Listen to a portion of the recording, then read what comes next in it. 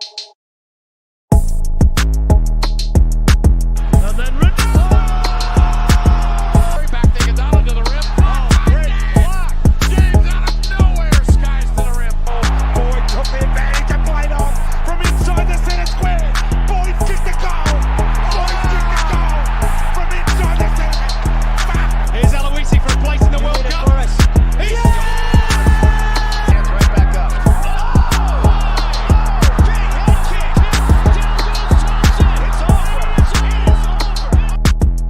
Live it, breathe it, love it. All sports, double coverage. What is going on, ladies and gentlemen? Welcome to Double Coverage. We hope you're still living, loving, and breathing sport. I'm Dom with the great man, Sauce. How you going, Sauce? What's happening, mate? Talk to me. How are we, Donna? I'm good. Yeah. I'm good. Back Gone. for another week. Double coverage pod. Back at it. We've had some history made today, which we'll speak about shortly. Yes, very shortly. If you've been living under a rock, and I think this is just one step to the history that this man will make in the future and the standings of the greats in the NBA. And I'll tell you what, Dom, we've got an absolute cracking review of the UFC to come. we There was got some reviews phenomenal everywhere, bro. fights. F1, the most crazy finish to a world championship you could ever see. 369.5 points they were going into the race, and we all know who won. So we'll chat about that for sure. And then stick around for Hobby Talk, where we have a chat. And, you know, we've labeled the show, Is This the Bottom of the Market? I'm not here to tell you whether it is or it isn't. I'm just going to point out some of my observations, using stuff that I've been watching on eBay, and then also having a look at Cardladder and using some of their data. And then, you know, maybe extrapolating something that we can look into or decide to look the other way. It's up to you. I'm so excited about today's show, Sauce. I'm so excited. You don't understand. There could be flaming. There could be everything. Who knows what's going to happen today? Maddie, welcome in. Global, what is happening? Looking forward to actually meeting you in person on Friday. So Global's actually organising a get-together. Yes, anyone who is not aware. So we'll just give it a shout at the start of the show, and obviously another one in Hobby Talk. But this Friday, if you are free and you live in Melbourne, make sure you head to the description and click on the Facebook event there, and you will find out all the details. It's at the Dandenong Bowls Club. We're going down there for a meet and greet, not Catch specifically up, for us, but feed, just catch up a for feed, everyone in the trade, hobby. Yep, trade night, a couple have a beers. frothy. I That's might it. even get, I Bring might some get up cards on top down. of the table, start dancing. Who knows where we can get me. We don't want Who to see knows? that, Doma. No, we don't want to see that shit.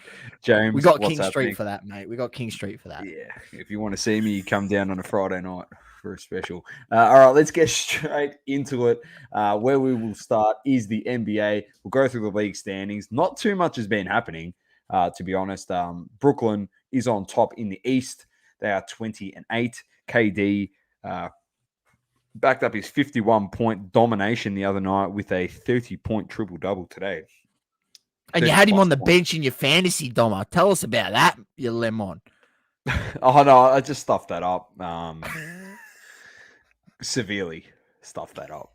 I usually do my team like 4 days in advance. Maybe yesterday was the 4th day in advance, apparently, because I forgot to put him on the field. Old ashy ankles himself, Kevin Durant. Just a lazy 62 sitting on the bench. It's good. Needed that. I probably would have been in front of the guy, but anyway, just gifted whoever it is I'm playing this week. But yeah, he's just dominating. Patty Mills had 30 as well today. 7 of 14 from downtown. Great to see the Aussie putting up some great numbers and helping out KD with James Harden out with COVID health and safety protocols, I'm pretty sure. Next up, we have the Bulls, who are the definition of COVID health and safety protocols, with 9 players there in the health and protocols. They've had to reschedule a whole bunch of Bulls games. They're pretty much cooked at the moment. Saucy. COVID's just gone through the locker room like crazy. We've got the Bucks in 3rd. No surprises there. Middleton, I didn't follow up on this source, but I saw that Middleton hyperextended his knee yesterday. Not sure if anyone in the chat or source, you can let me know what the follow-up has been from that. I actually forgot to check it. I'll have a I look. saw Mate. it at your joint, but yeah, not good. We know how important Chris Middleton has been this season. We saw Giannis struggle mightily when he was out on the sidelines. So hopefully he's back. The source, the team that the surprise packet, yeah? The surprise packet, who are sitting in fourth now in the East. I'm close to calling them my boys because one of my boys plays for that team. That's Evan Mobley. The Cleveland Cavaliers in fourth. They are killing it. They touched up my boys yesterday. Kevin Love had 23 off the bench in the second half alone. Schooled us. He just killed us. But 8-2 in their last 10. We thought obviously Sexton got injured. We thought that would probably derail potentially their season because, you know, they've had a very good start. There's still a long way to go. They can still fall out of that 8. But you have guys Garland, stepping up. man. Yeah, Garland's Garland's been killing stepping it. up and Probably pick up his proving that PSA he's 10 for $4 at the moment, the way the market is. So Oh yeah, we can we'll have a get look to at that. that in We'll- Hobby Talk. But yeah, I mean, if he was playing like think about this, if he was playing the way he is playing now, and it was 2020, I mean, people would be losing their shit.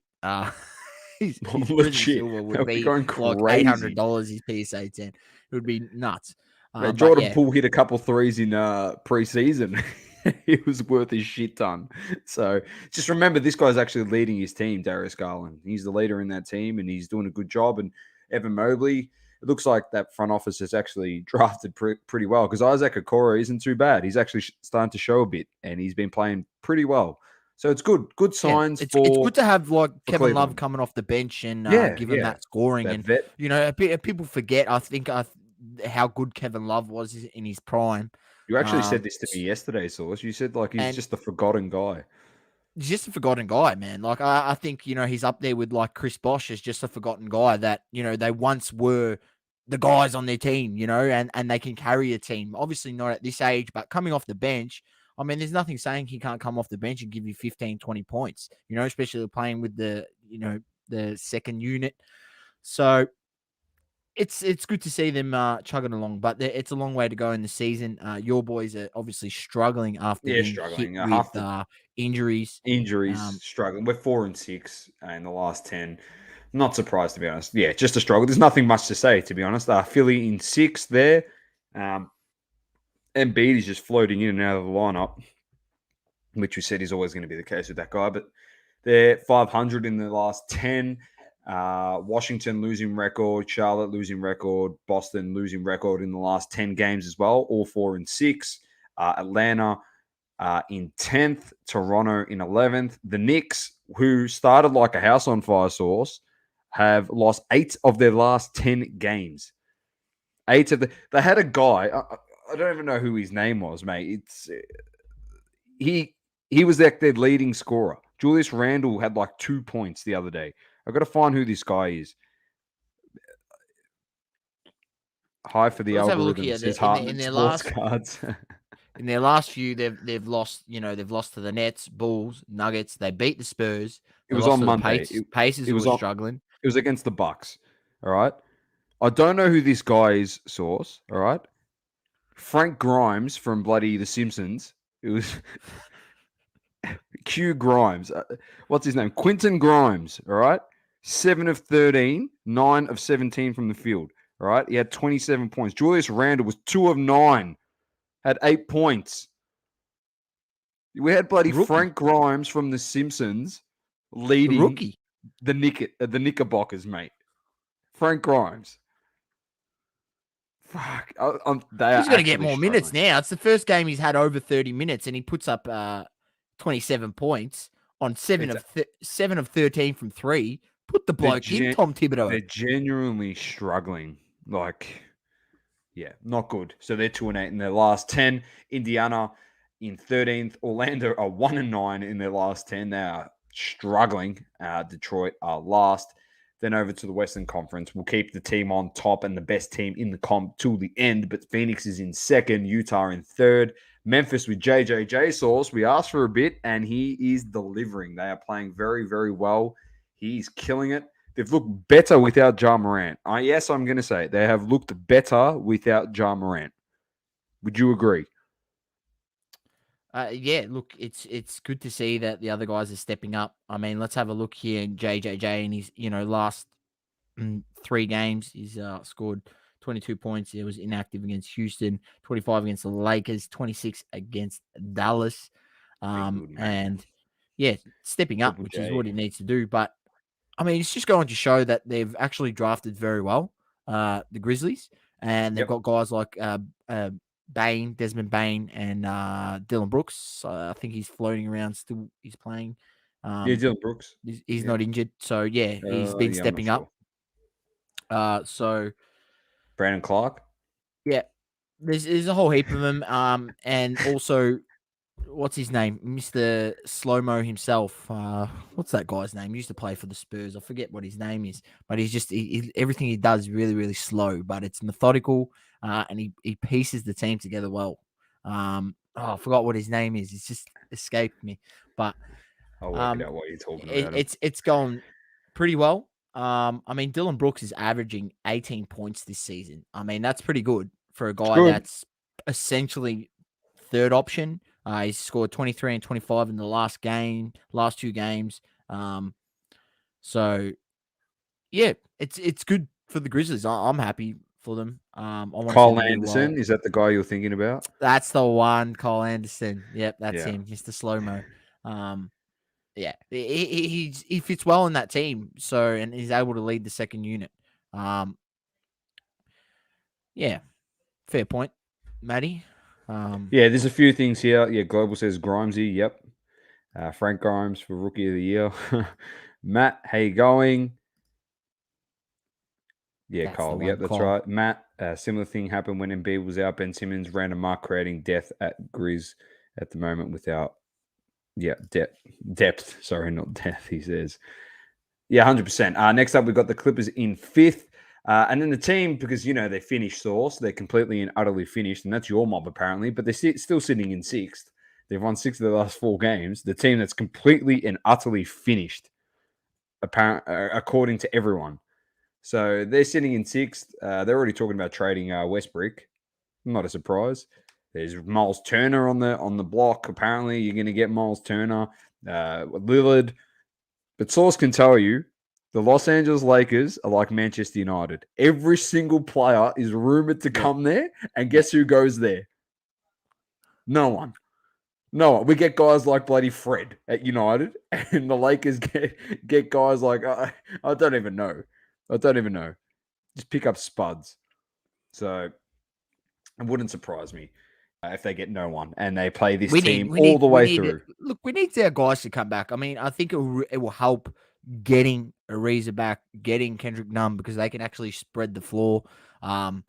When you're playing Westbrook, Horton Tucker, Anthony Davis, LeBron in the same lineup, well, you've pretty much got 3 guys there that are, all four of those guys aren't elite shooters from 3. LeBron probably the best of the 4, but good, LeBron. Horton Tucker's not that good. We know Westbrook, how good he is at shooting 3s, and Anthony Davis has been absolutely putrid this season. I think he's shooting like 19%. Source, let's be honest. That's not his position, right? That's not what Anthony Davis has been putrid shooting wise. His stats are still up from last year. His stats are still good. No, his stats are still good. Yeah. But that 3, which he was in our championship year, he was able to hit that 33% Doma, and that's serviceable. You know what I mean? That's to the point where you got to respect it. Now guys are literally giving him the Giannis treatment because he's struggling that much from shooting 3. They're literally laying off him and saying, "Yeah, you shoot it," and he's not making them. So it's not good. But yeah, it doesn't help that you have a guard that clogs up the lanes. So, he can't go to work because, not for anything, when he gets the ball one-on-one on the block and he's able to, use his mid-range game and get to the ring, he's pretty good. So Definitely. we've still got a lot of chemistry issues, in my opinion, especially on the 100% defensive you side do. of the ball. And our last 2 wins, even though we kept them both, 95 points and 94 points, it's against the Thunder and it's against the Magic. Both those teams suck. Yeah, so that's not a real barometer to say that our defense has gotten better. Yeah, like those teams are shit. So we got to start doing it against the better squads and putting up better defensive performances. Like our best defensive performances have been against teams like the Kings, Magic, Mavericks. Man, You know these what are I the mean? teams. These are playoff teams, mate. I love it. I mean, not the Let's move Mavericks. on. Sorry, Mate, your team's we've got finished. the Mavs next. Let's see how Yeah. that Well, plays Luca out. hasn't been playing, so Oh, there we go. They're relying on KP. We've got a chance to win that game. yeah, exactly. So Dallas is in 7th, Denver in 8th, Minnesota in 9th, Sacramento 10th, Portland 11th, San Antonio 12th. Houston has rallied from such a poor start. They are now 13th. They're 9 and 18. Houston is only, they're 5 games out of the 8th seed, and they are 2 games out of the playoffs now after they Yeah, were good to finished. see that Yeah, they're it's good. starting to get some chemistry together because we spoke about them in the preseason. I said, you know what, that roster to me doesn't look like it's young, but it looks like there's potential there, and that's what you want to see. Like, let's be honest, they're not going to be that good. They're probably best to just keep tanking and get better lottery pick, but more lottery 100%. places to get a better lottery pick. But you do want to see that chemistry building. You do want to see the improvement from the young guys, which you have seen over the last 10 games. I mean, they're 8-2 in their last 10. So you can't get much better than Exactly. Then we've got Oklahoma and New Orleans rounds it out. Before we do get to the greatest shooter of all time, there's a couple of things here. Global says, who plays first? Simmons, Kyrie, or Zion? that. Well, that's a good question. I like that one. Or other, Global. or other. My other is I genuinely reckon Jamal Murray and Kawhi Leonard, who had serious injuries, come back and play before all 3 of these guys. Genuinely. That's a good call. I like that. I genuinely, and I'll tell you, Zion, it won't be Zion because Zion's not playing ever again for the Pelicans. I've said it to Source about 10 times this week. I said he's never playing for the Pelicans again. He's getting traded, mate. His family's in his ear too much. So he won't be there next year. Adam's here. What's happening, bro? Matt says, does LeBron even teach the young players or just yell at them? Yeah, he can yell at them. It's pretty funny. If he doesn't want them to yell at them, do the right thing. Just remember, Michael Jordan punched his teammates in the face. So, so there's different ways to lead your team. You can yell at them or you can punch them in the face. As simple as that. Hartman says it's 4 a.m. He says Simmons is losing it. Kyrie's hard-headed and Zion's just big-boned. He's definitely big-boned. It's all of that Mountain Dew. Mate, that red fat suit, that red sweater fat suit was literally... That was a James Harden special, mate. He's done the same thing what James Harden did, which just come out with the extra baggy sweatsuit. I love it. To make himself look bigger than he actually is. 100%. All right, so Zion's playing games with everyone, mate. Let's get to the talking point of today, really, and one of the talking points, which Saucy, I'll let you say it. You said something today about this achievement. And you can say it when you wrap it up a little bit. But Steph Curry broke the record, Ray Allen's 3-point shooting record. He now has 2,974 threes, all-time NBA record. Congrats to him. It is a phenomenal feat. The best shooter I've ever seen in my lifetime, Source, 3-point shooter by a mile. One of the favorites of the league. One of the most fun players to ever watch. Multiple-time champion, unanimous MVP. He's done it all. This is a stat to not be, to be intimidated by if you're a shooter coming into the league going into the future, because it is something that I think will stand for a very long time. Saucy, your thoughts on Stephen Curry? Yeah, greatest 3-point shooter of all time. Amazing achievement.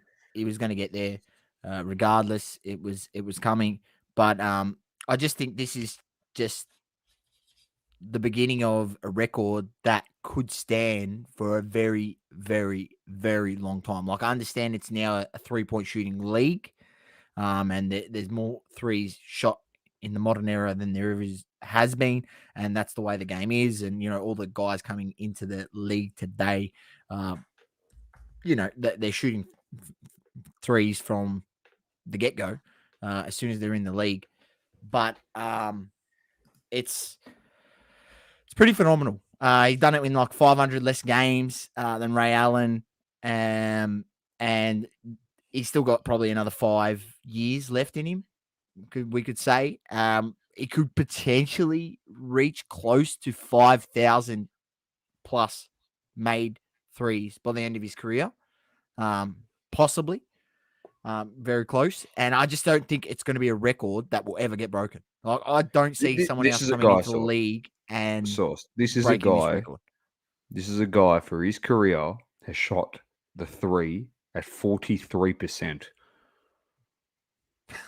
Just think about that. 2,974 threes at 43% efficiency. That is ridiculous. It's actually ridiculous. He's averaging he's shooting at 40%. The threes he takes as well. You know, he takes them, Curry range way out. And funnily enough, this is the lowest he's like, excluding 2019 when he got injured. He only played 5 games. This is the lowest he's ever shot. The lowest he's ever shot is 40%, and that is this season.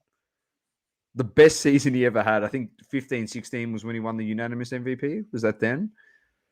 He shot it at almost 46%. That's cooked, bro. That's actually cooked, man. It's crazy. It is that season because he averaged 30.1. He averaged points per game that season. Averaged 32 last year, most ever in his career. And then he's averaging 27 points per game. Yeah, phenomenal stuff. Here we go. Just a few things in here. Maddie said Curry will get MVP this season, surely. I would have thought so. Global says he was literally crying. Just an amazing leader. It was great to see. Ray Allen was there. Reggie Miller. There was embraces everywhere. It was fantastic. Positive with the positive. Fred will break his record, of course. He comes in with a comment like that. You can tell it means a lot, says Global. 100%. He is a freak. He definitely is. He's an alien. He definitely is that too. And James, completely agree. He did change the game forever. 10 games, 15 threes made this season. 10 games, 15 threes made this season. That's... No, 15 games. I think it's 15 games with 10 threes or more. 9 threes. I think he's done something ridiculous. He went on that stretch. He's actually struggled shooting the ball in the last, probably the last 8 games. I think when he was trying to force the issue to try and break this record. 15 threes made 10 times in his career. That's amazing. Source. That is just great. That's 45 points off 10 shots. Yeah. Unreal. That's cool, man. How is that even freaking possible? Oh, damn it, man. Damn it. That's just a KD at threes made. What's KD at threes made? Oh, I'm not sure. It wouldn't be as much as Stefan Curry. All right, Source. Let's move on to just the league leaders. What's been happening on the season? KD 29.6. Giannis 27, Trey 27, Curry 27, Jokic 26.5. On the rebounds, Rudy Gobert 14.5, Jokic 13.8, Capella 12.9, Valanciunas 12, Sabonis 12, and on the assist front, Chris Paul 10.3, Harden 9.6, Trey Young 9.4, Luka 8.5, Westbrook 8.4. You know Trey Young, Source, just quickly, just before we do move on, he's genuinely averaging 27 and 9. Almost 27 and 10 assists. Like, his numbers have gone through the roof, but their team just stinks. He's actually having a career season. Like, really, really good season. Not many people talking about this because the Hawks have stunk it up, but he's actually been really, really good. That was one thing we always said, like, he's a shooting... like he's more shooting the three, the best he's ever shot it in out of his 4 seasons. I don't know what his turnover ratio is, how many turnovers he's averaging a game. He's got 4.2, which is just pretty low. Last but season. That's pretty low considering he's averaging almost 10 assists. That means he's handling the ball a fair bit. Yeah, 9.4. I just thought I'd assists. put that out there, ladies and gents. He's definitely flying under the radar a bit. All right, so let's move on to the Premier League. A few results from Saturday. We had City beating Wolves 1-0, Brentford beating Watford 2-1, United beating Norwich 1-0, Liverpool over Villa 1-0. That was Steven Gerrard's return to Anfield, but as the manager of Aston Villa. So he got a very, very warm reception, which was fantastic. Chelsea beat Leeds 3-2. Arsenal defeated Southampton 3-0. Palace 3-1 over Everton. Leicester 4-0 over Newcastle. Burnley and West Ham 0-0. And then this morning we had Villa defeating Norwich 2-0 and Man City beating Leeds 7-0. So Slapped by both Manchester clubs this season have Leeds. just ridiculous. Dates to be confirmed. There's a few games. Obviously, United's game got postponed. There's COVID going through the locker room. Tomorrow, there are games. Brighton, Wolves, Burnley, Watford, Palace, Southampton. Arsenal play West Ham at 7 a.m. tomorrow. So you'll be getting up for that one, 100%. Friday, we got Leicester, Spurs, Chelsea, Everton, Liverpool, Newcastle. And then Saturday, the early game, 11:30 source, Man United versus Brighton. Sunday, Villa, Burnley, Southampton, Brentford, Watford, Palace, West Ham, Norwich, Leeds, Arsenal. You could potentially get another win there. Everton, Leicester. Monday, Wolves, Chelsea, Newcastle, Man City, and Spurs versus Liverpool. All right, Source. Just quickly on.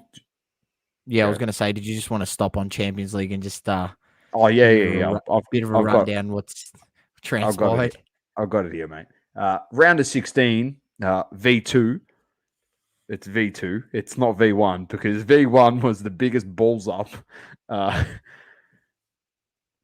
that I've ever seen. Let's be honest. They did the ballot. What's meant to happen is 1 and 2 from the same pool. Obviously, on the same side of the draw, can't play each other. And obviously, if you're in the same group, you can't play each other. So it crosses over, does all that stuff. First and foremost, United got picked to play Villarreal, which were in our group. So I don't even know how United and Villarreal was even a possible matchup. Then United they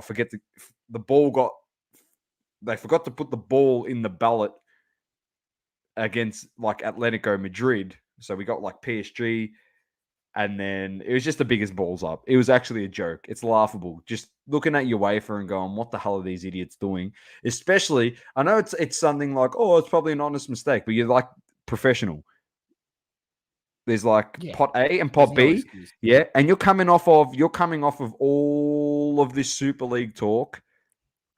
Because the Super League talk was going to be better than anything run by UEFA. And UEFA's like, no, it's bullshit. We got the best thing. This is bad for the clubs. And then you're going and doing draws and you can't even get that right. You look like a Mickey Mouse bloody... Amateur hour, wasn't it, Doma? It was literally amateur hour. And, you know, when we came out that they stuffed up the draw, we just laughed. You had to laugh because it's like, it's what you sort of expect from UEFA. Incompetence, incompetence, literally. It was actually funny, Sauce, because Positive messaged me. And Positive goes, oh, you got PSG. That'll be a ripping game, Ronaldo and Messi. And I go, yeah, it'll be amazing. And he goes, oh, I just saw the matchups you put in your story. I'm like, yeah. And then I sent him the story. I go, oh, bro, go check our story again. I'm like, they're redrawing it. He's like, what the hell is happening right now? He's like, what do you mean they're redrawing it? It's so funny. It's like when you have the meat raffle down at the local RSL and you're not happy with the winner. He's like, redraw. Everyone just yells out redraws. And then he's like, yeah, let's do it again. James says the guys at the Champions League draw always look lost. Yeah, they do. Literally.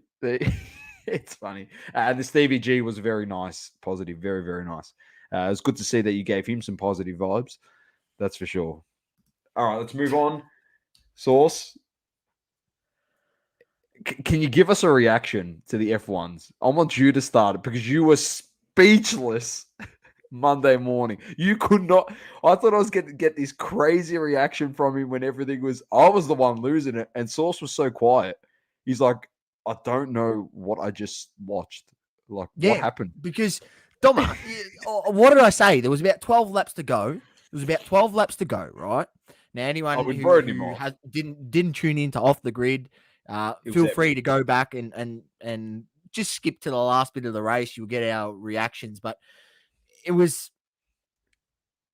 I go, I've put the West Ham game on over here. I've got the other screen. I've got the West Ham game. I'm not interested in the F1. This is done. It. Hamilton's got the championship. Like, this is over. I'm literally watching the West Ham game at the time. And then, you blokes across the screen saying, pretty much giving all the scenarios, saying, oh, well, Max could, if there's a safety car, he could potentially come in and put on the softs, da-da-da-da. And you pretty much, you put out the scenarios out there. He would have to get a safety car for Max to have any chance. And lo and behold, safety car happens. The rest is history. If you haven't caught what happens, Doma will run it down for you exactly what happened.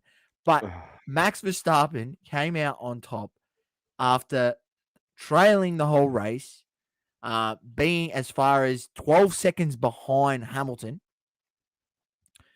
to then have one opportunity on the last lap to get him after he's just chucked on the soft tires and he's played all his cards. And I'll tell you what, he hit it out of the park because it was unbelievable. It was unbelievable. And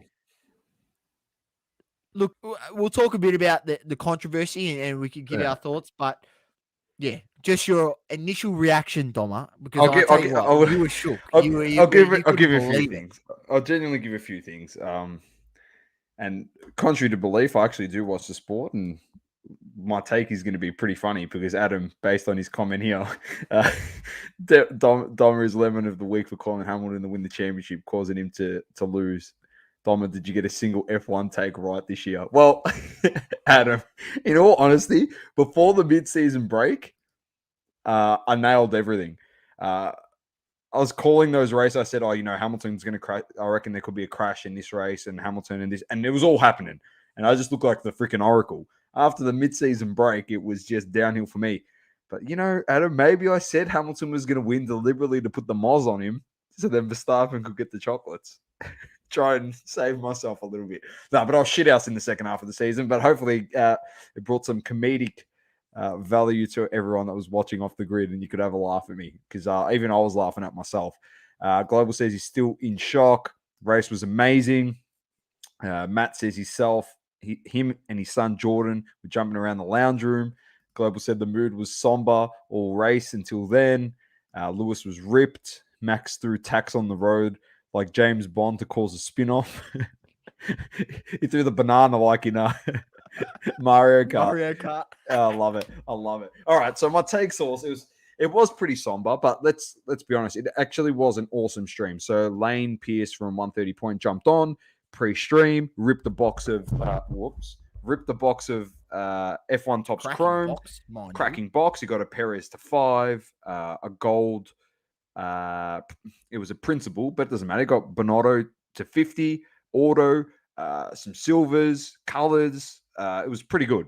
Really good box. He gave away 4 packs to people that were in the live watching. So I think it was positive. Adam and Global. I'm pretty sure you all got a pack. So congrats to you guys. It was awesome. The race started. Hamilton did what most people thought was going to happen on the first lap. He got the overtake. I thought that Norris may have made a few issues or Verstappen, but the car was clearly the better car, clearly. And he dominated the whole race, so let's be honest. I'm not going to beat around the bush. He actually dominated. Then there was a couple instances in this race that were like key moments. Sergio Perez on his defense of Lewis Hamilton, a third of the way through the race, was unbelievable. The gap between Lewis and Max was around, I think it was like 11 seconds. And he was able to hold him off that well that Max was able to get it in within 3. He pitted, he put on his hards off a virtual safety car, which then helped him. But Lewis had bloody 40 lap old tires. It was crazy. And it looked over, Sauce. Let's be honest. It was finished. It was done. We were on there saying, let's be honest, he needs like a small puncture in his tires. It's the only way that he's going to lose it here with 8 laps left. Then the GOAT arrives, Sauce. Right? The man of all men and the savior. I'm telling you, Max, you should be giving him a nice Christmas present. And that's Nicholas Latifi with about 8 laps left, goes into the wall. And there's a virtual safety car initially, and it turns into an actual safety car. Now, the controversy around all of it was that the markers are not allowed to overtake the safety car, but that is a race director's decision to be made. If he wants to make that decision, it can be made and it can be done. And that's what did happen. All right. Otherwise, he could have so there was 3 options. They could have restarted the race with 5 cars in between Lewis and Max. So Max on the restart, which would have been the last lap, would have had to overtake 5 cars. That's option 1. Option 2 is the markers overtake the safety car, and we have Lewis versus Max for 1 lap, which is the option that happened. And option 3 was the last race of the year ends under a safety car. If you're an F1 fan and you're watching and you want those 3, you had to pick out of those 3 options. You're picking the one that actually happened. You want Max versus Lewis to race on the last lap. You don't want him overtaking. You don't want the safety car ending the Grand Prix. Let's be honest. This is what the sport is. It's drama-filled. We did get that option. Funnily enough, Max did pit during the safety car. He had that much gap on third. He pitted. He put super softs on. Lewis denied the pit stop twice under the virtual safety car to put mediums on. He would have gone behind Max But he would have had the power. He would have had the power. I genuinely reckon he could have. Mate, he almost overtook on the hards. Like once Verstappen got past him. That old. Yes, I know. Exactly. If he had DRS, if the DRS was available, he would have got him on that straight and got him back. That's how much better his car was on the day. But the way that the team managed the overall situation, the Red Bull Racing team, was unbelievable. Like to say that they did everything in their power to try and win that race is an understatement, because they literally did. They literally played every card that they had.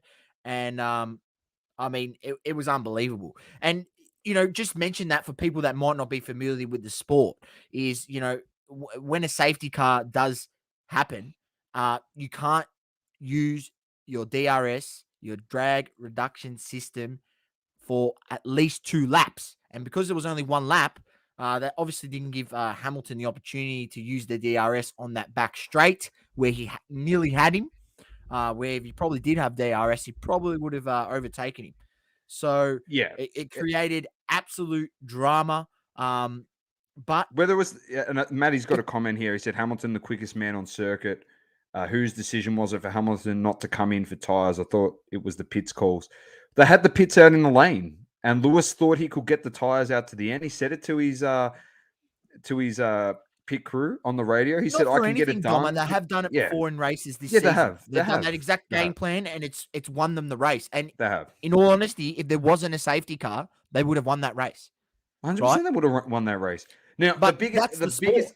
I'm going to put it out there. I'm going to put it out there. Yeah, you can either agree with me or you can disagree with me. Everyone's saying that Hamilton was ripped. Was ripped off here. He was robbed. He's robbed. All right. First and foremost, the decision can be made. All right. As simple as that.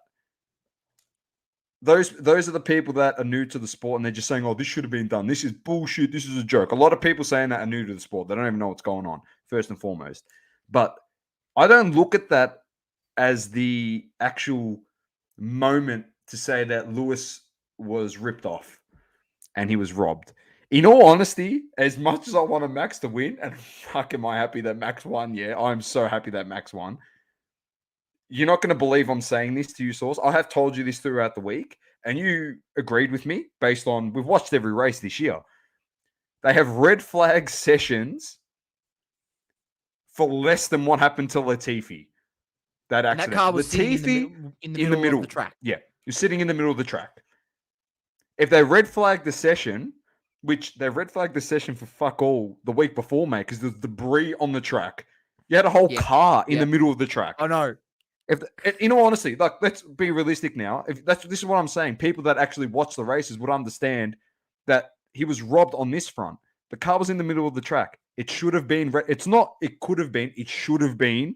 Based on what we've watched for 21 races prior, it should have been red flagged.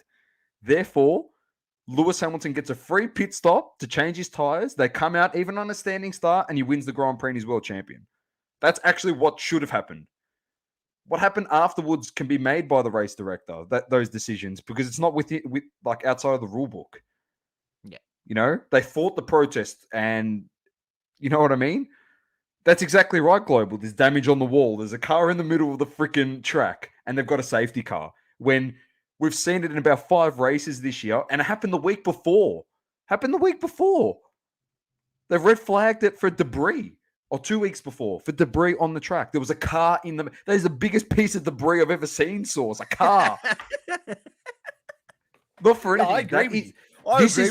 This is the talking point that everyone should be having, not the bullshit that happened with the race director. Do we want to rewind it back to the race where Hamilton thought he needed to win the race instead of just finishing in second behind Verstappen, and could have just had more points anyway, and he would have won. It would have been over. Exactly. He drove off the track. I don't know. Exactly. I can't remember what race it was. He locked up. He locked up on. Yeah. It was Baku, Azerbaijan. He locked up. Went off the track.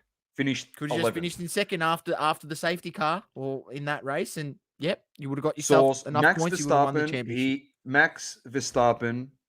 All right, Max Verstappen was the best racer out on the track in 2021. Yeah. Don't care what anyone says. All right. If you watch Hamilton making mistakes, mate. He had Hamilton making mistakes. If you watch the races, it just shows you, once again, the Mercedes car got really, really, really good. It was almost like not carbon copy, but it was close to carbon copy of the car the year before. And what do you know? He started dominating. They had adversity for a very long time throughout the season, before the mid-season break, and Max Verstappen dominated. All right. Max Verstappen didn't finish 3 races. One of them, clipped Hamilton and he cost him. You know, he could have got into trouble for that. He did. He lost 6 positions on the next one.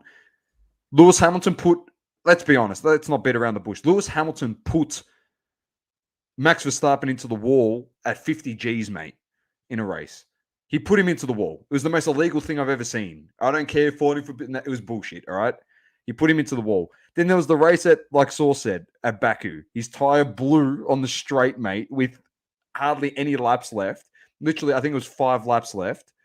And then Hamilton cocked it up himself. You think about those 3 races, he probably wins all 3. And we're not even... But in saying that, it was a fantastic end to what was the craziest season, Source. And it has not happened since 1974. 74 or 70? 1974, I'm pretty sure. That the 2 top drivers have gone into the last race on equal points. It's probably safe to say you may never, ever see this ever again in your lifetime. You may not see it. Yeah. Or you might, depending on your age. I'm just going to appreciate it the first time, mate. So I'll just be happy that I've seen it once. To have all I'm going to say, and we're going to round this off soon. We'll move on to the next segment. But all I've got to say is after watching last season and just it being over literally 13 races in, right, and it being literally a whitewash to Hamilton, it was just good to have some true competition and some rivalry. And it had guys driving on the edge, which is what you want to see, mate. It's a dangerous sport. I'm not game enough to get in behind a car that's going 300 plus kilometers, mate. But these guys are, and you want to see them living life on the edge, because at the end of the day, it comes down to winning. As much as some of they want to say, obviously you want to go home to your families and all of that, but when that competitiveness kicks in, the adrenaline, it was just good to see the overall racing for the season, and the way it panned out was just unreal. And let's hope that next year it can be even better with the equalization. Hopefully, potentially maybe rising up some other teams that maybe before I think Ferrari will be good. Have a chance. Year. Ferrari will be pretty good. A few last comments. Match fixing, no brainer. says Adam, red flag and have 3 or 4 laps to finish the season. Yeah, 100%. That's what should have happened. Adam said maybe Red Bull just put more cash in the envelope than Mercedes did. Funnily enough, Max Verstappen got nothing for the whole season. Nothing. He got nothing for the whole season. Literally nothing. I watched him literally get screwed for a whole season over Hamilton. Glad there's been no mention of the Spud, Global says. We're not going to mention him. We know exactly who he is. He's driving for Mercedes next year. Max bloody ran over his head. Yes, that was at Monza. Talk of Hamilton retiring or clickbait. I think it is definitely clickbait. Lewis Hamilton is a fantastic driver. I think he'll go on next season. Not for anything. If he wins, he wins. He'll have 3 championships in 3 different eras of motorsport, Formula One. So obviously when he started, so he started with the V12s into the V6s, which is what is now, and then obviously in the new era of F1 starting next season. Positive said, great first race to tune into. Bloody oath it is. Go watch Drive to Survive. And then Global says, you boys should try and rank the drivers for next year. Yeah, we will. In the preseason, we probably will do a ranking. I think Ferrari will be pretty good as well. So if we have to do that, Charles Leclerc will be in my top 5 easily going into next season. All right, so let's move on. Massive UFC card throughout the week. We might even do that driver tier list. Yes, Adam, we might even do that on Crunch Time with Ant and Lukey. It'd be a nice segment. Saucy UFC. Love the ideas, fellas. Keep them coming. Yes. All right. Make a note. Doma. UFC 269. It was a cracker. Absolute cracker. And I'm that excited about this because I watched pretty much the whole card, nearly every fight. I missed 1 or 2. And I'm even going to go through the prelim card because the prelim card had some absolute belters as well as the main card. All right. So we had in the prelim card, we had Bruno Silva defeating Jordan Wright with a knockout in the first round. That was a crazy knockout. That was the first in the middleweight division. That was the first off the ranks. Then we had the heavyweights, our boy Tai Tuivasa, Bam Bam, against Augusto Sakai. He knocked him out in the second round, put him to sleep. It just couldn't handle with our boy Bam Bam's lightning speed of fist. It just laid it on the button, and he landed about 3 punches in a row and was good night. Bam Bam got the job done. The bantamweight division, you had Dominic Cruz against Pedro Munoz. This was a cracking fight. It went the distance. Cruz ended up winning with the decision, but cracking fight overall. Credit to both guys. Cruz, at the end of the day, he did lose the first round and then came back and won the second and third round. So it was a solid, hard-fought win, and that was a very entertaining. A lot of fists thrown, and both guys at the end, just their faces were so beat up, but it was just entertaining because the bantamweight, because they're so light, they don't get tired easy, and they just kept throwing volume. It was just entertaining as hell. And then you had the featherweight. You had Josh Emmett against Danny Ing. Josh Emmett got the win, third round decision. Then on to the main card where you had my boy Sean Sugar O'Malley kicking it off the proceeding against Roland Paev. And, this was done in round 1. How fast are this guy's hands? It's just unbelievable. And once he gets going with those hands, you just can't stop him. Sean had the O'Malley, fadeaway sauce at the end. We love it. It had the dribble fadeaway crossover. I love it. Yeah, it's just brilliant. And if anyone doesn't know the behind the scenes, the Sean O'Malley, social media and everything, he's a loose unit. He smokes bongs by day and gets in the ring by night. Pretty much he's just, I don't know. He's one of a kind, but the fact he's 15-1. The only fight he's lost is when he broke his leg in the fight, broke his foot from a kick or checking a kick. So, I mean, no one wants to face this guy in the bantamweight division. He's now ranked. No one wants to face this guy. He's now ranked. He's now ranked. So finally, he's ranked, right? So Sean O'Malley is now ranked 13. Honestly, you go through that. I go through this division, right? And I look at it. Read some of them. You got Rafael Ashunkau above him, Frankie Edgar, Pedro Munez, Marlon Moraes, Marlon Vera. Dominic Win. Cruz. That will be a That'd good be fight. tough. I think That'd be Dominic tough. Cruz. I watched him on the weekend. He's a good fighter, so that will be a good fight. But then you go up. You got Merab Devashili, Rob Font, Corey Sandhagen, Jose Aldo, TJ Dillashaw, Peter Yan, and then you've got Aljamain Sterling. Now, obviously, the top 4, 5, probably Aljamain, Peter Yan, TJ Dillashaw, Aldo, Corey Sandhagen.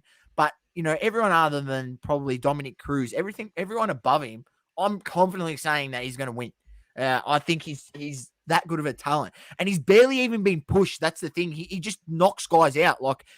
And usually bantamweights, it's they don't get knocked out that easily, but he's just lightning speed and his ability to throw punches, and he's got so much length on him. So he's entertaining as hell to watch. Then the flyweight, you had Kai Kara Francis, the New Zealander, knocking out Cody Garbrandt. Sean O'Malley throwing a bit of trash talk onto Cody Garbrandt. Talking shit about him getting knocked out by Kara Francis was pretty funny. Kara Francis won the fight. I think the fight of the night. Did you see Izzy's reaction? It was hilarious, man. Nah, Adesanya. did he go off? There's a live reaction. Yeah. Like he's watching the fight, and then when he hits him the first time and rocks him, he just goes crazy. He's like, I'm about to explode. He's going crazy, bro. It's good. He's obviously excited for his That's good, man. I actually love Izzy, man. His And compatriot. Izzy's looking big, bro. Izzy's looking big. He's looking thick. Yeah, he's probably realised that he needs to beef up a bit more after probably getting bullied by Jan, and not being able to handle that situation. So I think he's going to come back bigger and better. He's easy. 100%. But then you had in the welterweight division, Jeff Neal defeated Santiago Ponzibio with a third round decision. And then the co-main event, we had one of the most crazy fights I have seen in terms of women's fights, but complete credit to Juliana Pena, the 7-1 underdog against Amanda the Lioness Nunes, submitted her in the second round. Now let me lay it down for people that you may not have tuned in and watched the fight. First round, it was, they were sort of feeling each other out and so on. Juliana was obviously trying not to get too involved in a stand-up and battle because we've seen how that's ended for women before in the past against Nunes.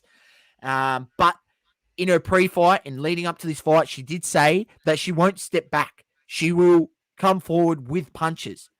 And in the first round, that was not the case.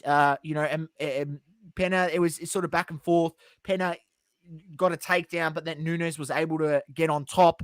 But what Juliana Pena did, she's obviously very, very adept at BJJ, because the way she was able to roll her body around and keep moving, and even though Amanda Nunes had top position, she kept moving and rolling. And when you do that, it makes it hard for them to obviously, ground and pound you, get you into submissions. And there was a point there where she nearly actually had Amanda Nunes in a bit of an arm lock in the first round. That first round probably did go to Nunes because she did, dominate on top a little bit, but she didn't land any heavy punches, any heavy elbows. Pena sort of rolled around. And what that does is, because Nunes is trying to stay on top, she's using a lot of physical strength. And you could see that tired her out, because in the second round, when she came out, it stayed on its feet. And credit to Juliana Pena, she has this left jab, stiff jab, that as soon as Nunes would walk forward, she just put this left jab forward and just kept landing on Nunes, on the nose. And you see after the fight, Nunes' nose is so red and bruised because she must have, in that second round alone, she must have copped 15 jabs straight on the nose. Just straight bang, bang. But credit to Pena, because, when the tough gets going, sometimes, in these fights where you think that Nunes is just going to come out on top and just, pummel through her opponent, which she's done in the past, she didn't take a backward step, Doma. She stood up with Nunes. She, boxed with her. But she had Nunes doing things that you weren't familiar with her doing. And I think it's maybe I don't know what it was. It was, whether it was Nunes maybe potentially taking her a little bit lightly. She said she didn't, but I feel that she did because she didn't change her angles. She kept just walking forward. And as I said, Penna had that stiff jab. She kept walking forward and kept copping that stiff jab. And, Penna was able to slowly wear her down. It ended up becoming a bit of a fist fight. And Nunes was rocked. Nunes got rocked quite a few times. And credit to Penna because she didn't make the mistake that Cyborg made, which is just come out swinging and you keep going forward, and then all of a sudden Nunes just needs one punch and good night, right? So she took her time, she wore her down in that round, and then she was able to get on top of her, grab her back, and I'll be honest with you, I'm pretty disappointed with the way Nunes went out. It didn't really look like that Penna really had a tough chokehold on there, and she tapped out pretty easily. But credit to Penna because she got the job done and not taking anything away from her. I think she, deservedly, deserved that win. She was unbelievable, and it was an amazing fight. I still can't believe that Nunes lost. Like I'm still in disbelief, but that's how good Penna was on the day. And let's hope there's a rematch because I think it will be interesting to see how Nunes approaches the next fight because I mean Penna can mix it on the feet, so they'll make an amazing rematch. Then we had the main event. It was lightweight main event for the title. Charles Oliveira defeated Dustin Poirier in the third round with a submission. Look, all I'm going to say is Poirier had Oliveira rocked in the first round. Actually had him rocked, dropped him. Obviously couldn't get the finish in that first round. But Oliveira just, his all-round game, he's just crafty. The way he used his knees, the way he was able to, hit Poirier's inside of his leg, that obviously slowed him down in being able to throw those flurry of punches. Oliveira wore some punches to the chin that, Poirier said after the fight, he goes, man, this guy, there's a reason why he's the champ. And that's because, I hit him with some punches that I've hit, the same power with other guys. And that's been the end of him. I've been able to finish him. This guy wore those punches and then kept coming forward, or wore those punches and was able to defend and get back into the fight.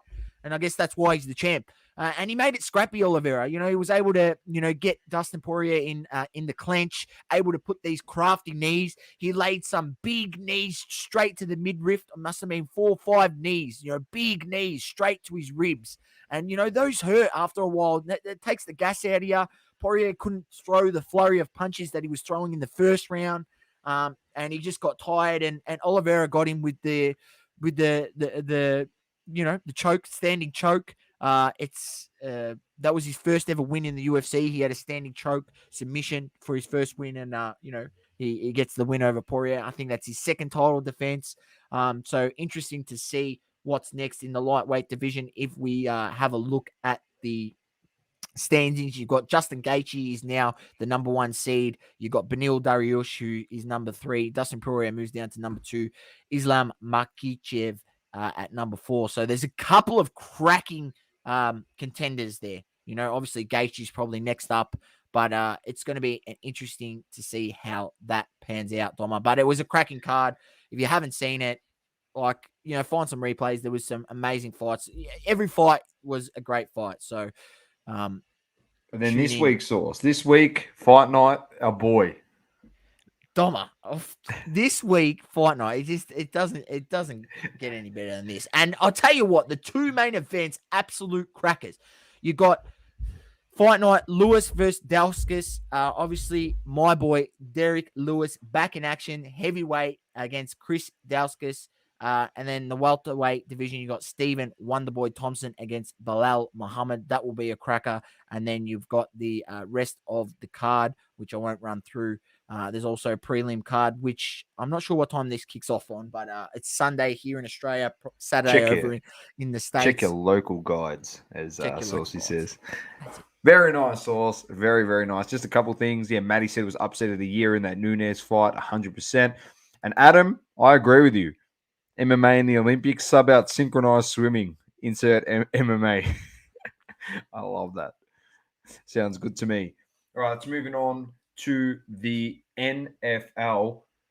Week 14. Stop me, Sauce, if there is anything you want to discuss.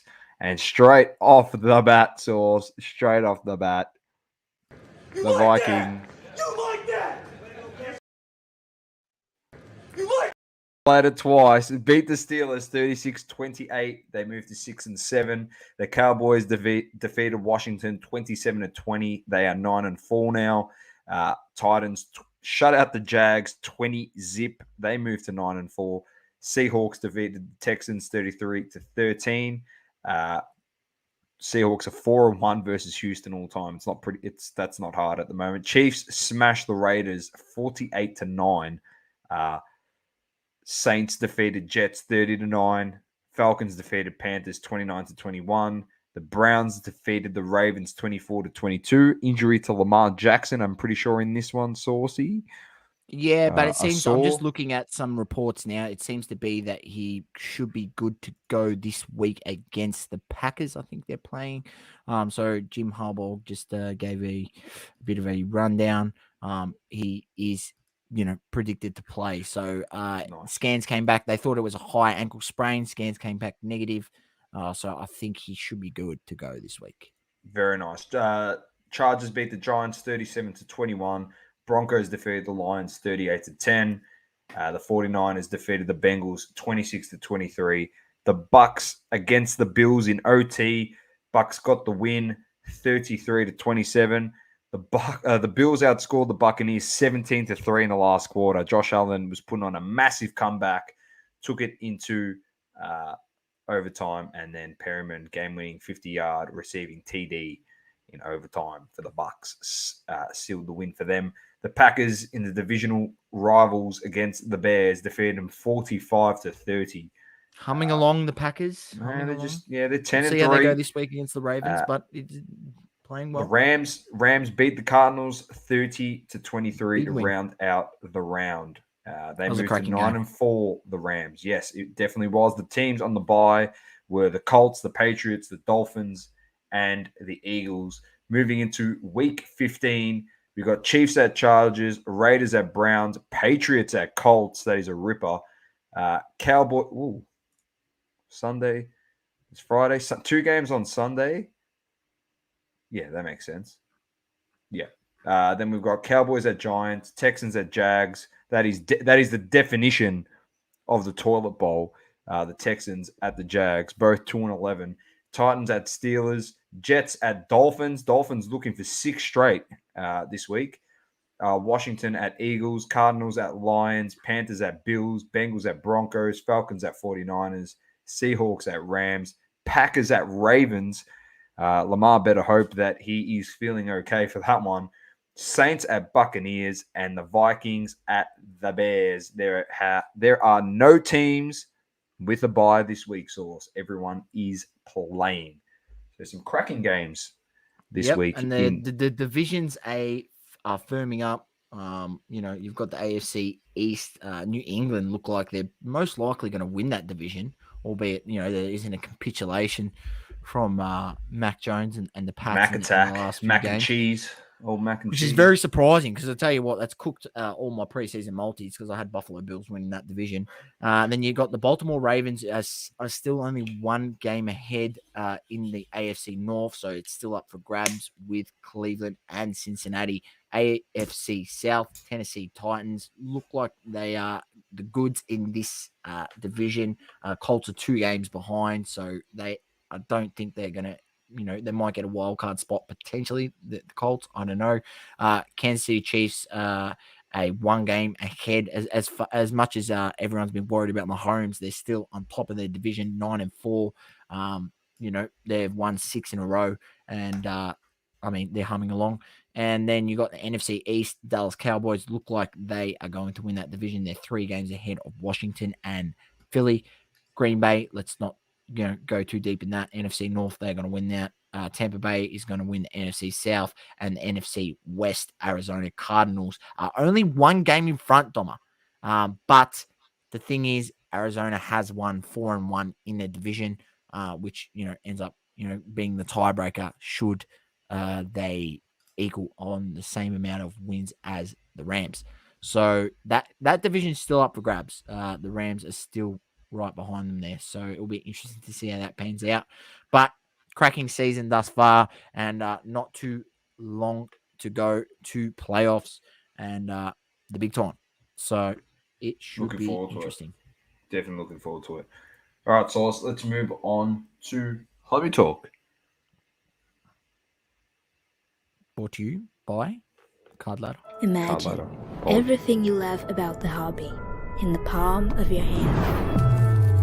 An entire store at your fingertips. Everything you need to know about cards is within your grasp. Unlock the secrets of the hobby. Plus, so much more. You don't have to imagine anymore. It's here. Cardladder. Get the app today. Thank you very much, Cardladder, doing great things in the hobby. Source, there's a few things on the agenda here. It's actually pretty small, but it's a bit of a lengthy discussion with some of it. First one, bring everyone's attention to our great friend, once again, Tyson Beck, had a drop today. The moment that Steph Curry broke the all-time three-point record. So fantastic work with that collab with Stefan Curry. Awesome cards. They all looked fantastic. Just a quick mention. It could be the greatest source, the greatest collab. All right. And it's not because of Khabib. Nurmagomedov. No, I can't even say his surname at the moment. It's not because of him. It's because the guy that is collabing with Khabib. Dual collab. Tyson Beck with Khabib and Hezbollah. Now, I can't wait for this one. Hezbollah, first ever rookie autos coming your way, courtesy of Tyson Beck. They're going to be elite. Global says he's loving the BBL in the cricket. I cannot get into it, to be honest. Definitely cannot get into it. I don't know why. It's just one of those things. I'm a test cricket purist. I have flick it in on the background sometimes as well. In the background, but I'm not religiously following it. But Source, there's a couple things we got to discuss. So on the agenda, we'll give you a bit of a rundown once on the agenda. So PWCC Marketplace is going to be reviewed because they've got a bit of a monthly auction happening. Source is going to go through his watch list. As he said, is this the bottom of the market? There's a few things that have just gone crazy. We'll compare some cards on Cardladder. There might even be, when we talk about that, we might keep that to last, Saucy's watch list, because there may be some sauceys, smokies in that watch list based on what he's seen throughout the last week and a half, 2 weeks. But we are going to start with homegrown soil source. Oz Comic Con happened over the weekend. It was great. We got down there, had a look what was happening, went in there. Massive turnout in terms of people for the event, which was great. Not many store holders, though, on the card front. So we will discuss this. It was great to actually meet some people in person. So Jack's Collectibles, shout out to them. Got to meet them. We met Dragon Ball Heroes Australia. So we met Jake from there. It was great to meet them. Obviously, Jono from MJ Trading Cards, who we've met a few times now. Ripping bloke. Absolutely love what he's doing at MJ Trading Cards. Who else, Source? Am I missing anyone? What else? There was another couple there, but one of the lads we didn't have much interaction with. There was also B-ball_trading. Yes, I think. B-ball_trading. Yeah, I'll can go in here, mate. In the following, it's got and bought some cards off him. Followed recently and had a bit of a chat. So it was good to see him down there doing a buying and selling. There was also the the lady and gentleman that were selling those 3D card printed, cases. I forgot what their company was called. If you remember, Donna, feel free to give them a shout. I'm looking it all up. Don't worry, mate. So, just your But thoughts yeah, on the event, Saucy? yeah. Look, overall, we made of it what we could. We had a good time there. Like I was able to go through a few stores and buy some cards. It was Case Collectibles was another one. They made Yep, the cases. that's Case the one. Collectibles, Mo's Bill cards. Yep, Mo's Bill cards as well.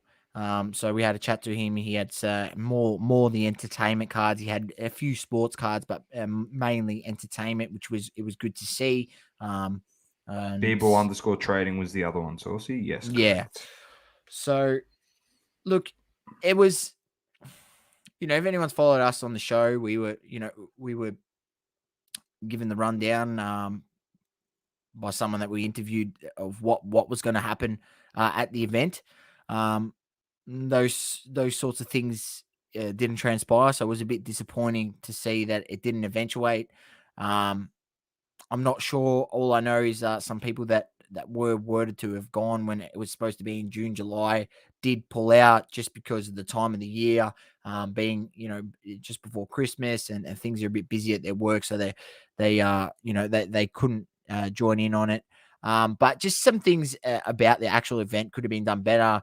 To not have all the trading card people in one section, so it looks, it looks good that there's all trading card people lined up. To have them spread out was a bit silly. I think by the event managers, they should have all been in one section. I would have made a nice little community there. But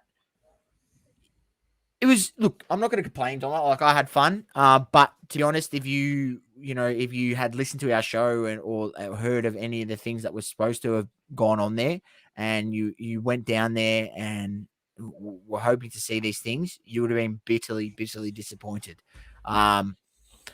And look, not for anything. I'm just going to say the price that they charge at Comic-Con Is a joke.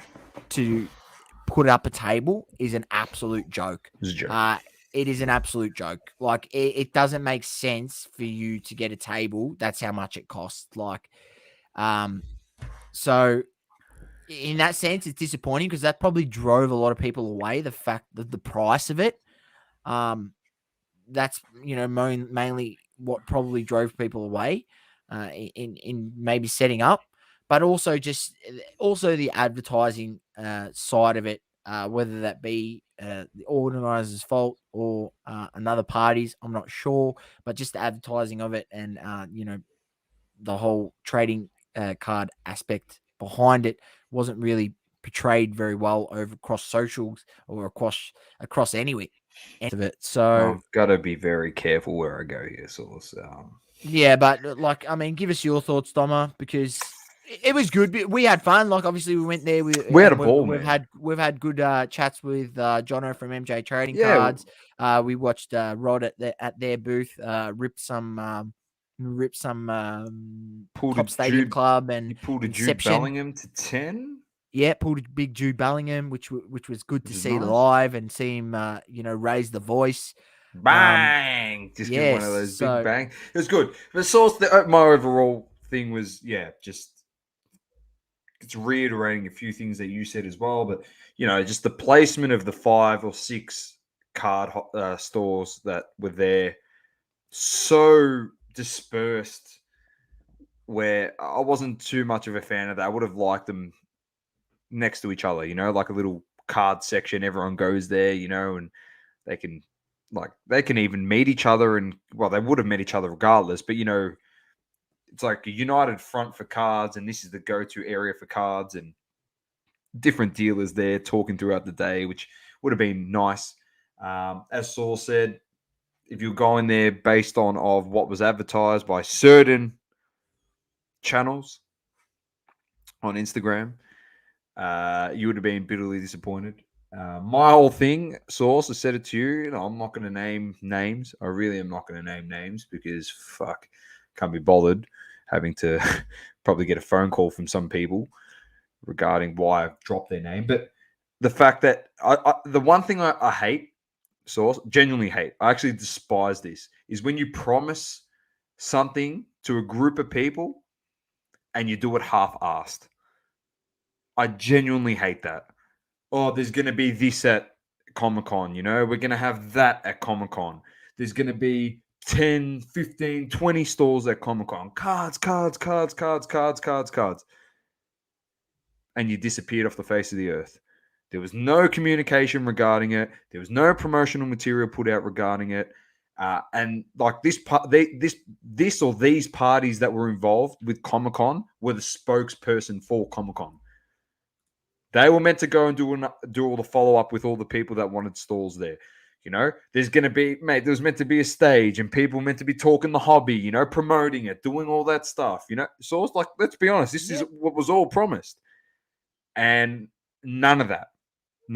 It's great that we met people and it was fantastic, but it really irked me, Source, that when I found out how much they paid, that, they had no communication until the lead up to the event. And that was from Comic-Con, because Comic-Con was obviously relying on other parties to liaise with these store holders for them, because they know the people in the hobby.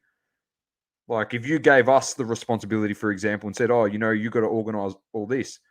If we've got 25 people involved, we have to follow up with 25 people.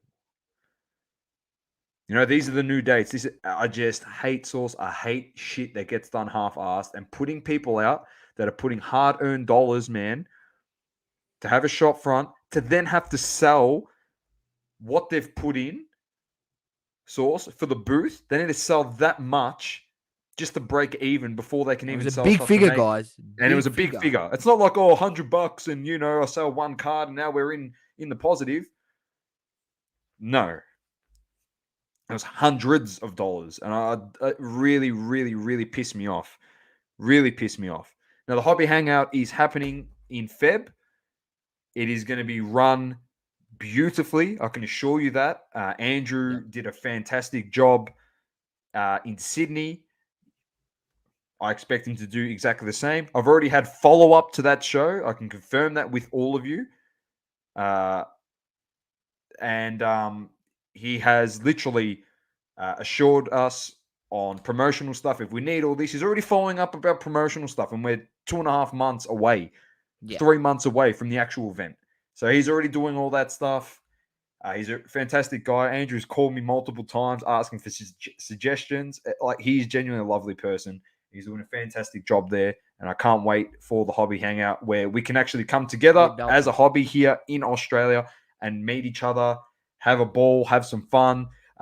Speaking to a couple people there's some massive things on the cards that they've got planned for that event, and dude, I can't believe it. Oh, another one that was there, Source, Refresh Cards, man. Noah, he is a legend. Refresh cards, so check him out. Young fella doing amazing things. Yeah, top shelf. Andrew is top shelf, man. He is great. Global says, this is so true. I was in chats with that person also over a year ago about all that shit. Yep, and he disappeared off the face of the earth. Do you think it mainly came down to the fact that possibly the organizers of Comic-Con just weren't interested in the card side of the hobby? No, there was a person that they were liaising through, and the person disappeared off the face of the earth.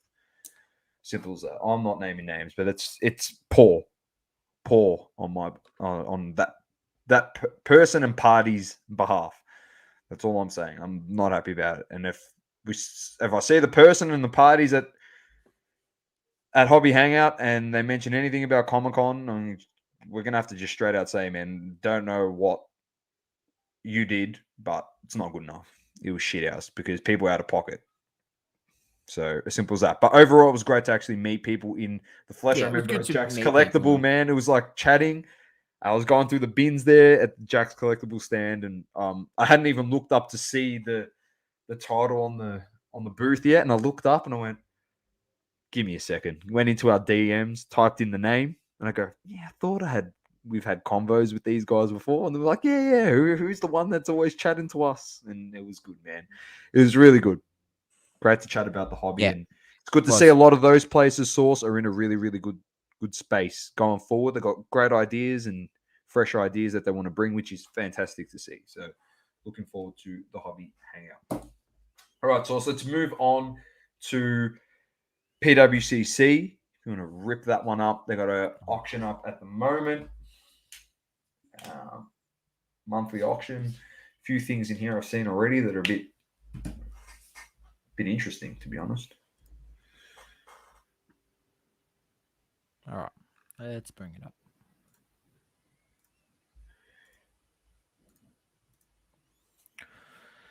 All right, this is live. There's 15,775 live closing schedule. What do you want to have a look at? Because there's no that closed.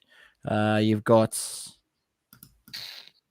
I think, hockey and non-sport, and then Pokemon, and then there's final round. But basketball closed 2 days ago. We might have a look at that. Let's look at basketball. The closed one? Whatever, man. Whatever you want. We can just go through some stuff. Even the open one, man. We'll just go see what's out. Just a few prices, what it's currently at. Global says, have you boys checked out Star Stock Auctions? Have you had a look at that source? No, I haven't, but I will. I haven't looked Very at it nice. yet, no. Actually, James actually asked, show us a card you got, Saucy, from the show. You got it on you from Comic-Con? I just bought, I didn't buy much. I just bought I